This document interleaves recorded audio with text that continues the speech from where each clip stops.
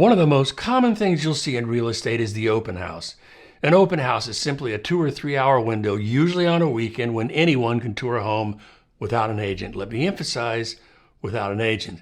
When presenting a listing presentation to a home seller, an agent will lay out all the marketing efforts they're going to employ to get the potential client's home sold fast, for top dollar, and the least amount of hassle. These will include professional pictures, sometimes drone shots if the property warrants that kind of marketing. This is typically reserved for larger homes with some acreage. Think cinematic slow motion shots. Drone shots of a dense neighborhood usually highlights dirty, worn out roofs and too many cars parked in the street, so that is rarely a good idea.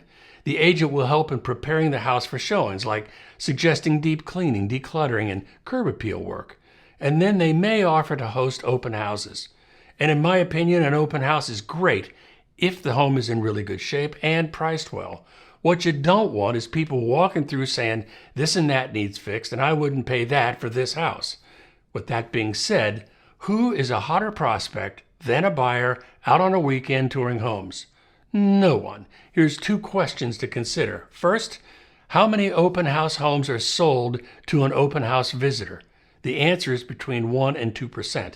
That is more than 0, but not by a lot. Second question, how many open house visitors convert to clients that go on to buy a different house with the open house agent?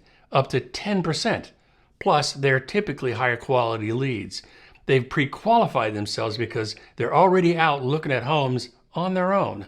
So the truth is, an open house does 2 things at once. Number 1, it satisfies a seller that efforts are being made to sell their home. Number 2, it brings a steady stream of new potential clients to the agent. So the truth about an open house is this: the agent has a 5 times better chance of getting a new buyer client than selling the open house home. That's the truth, 2% versus 10%. Are open houses worth doing? Absolutely, but probably not for the reason you think. So you might be asking, in the end, what causes most homes to go under contract? Price and condition, period. Price accounts for everything. That's the truth.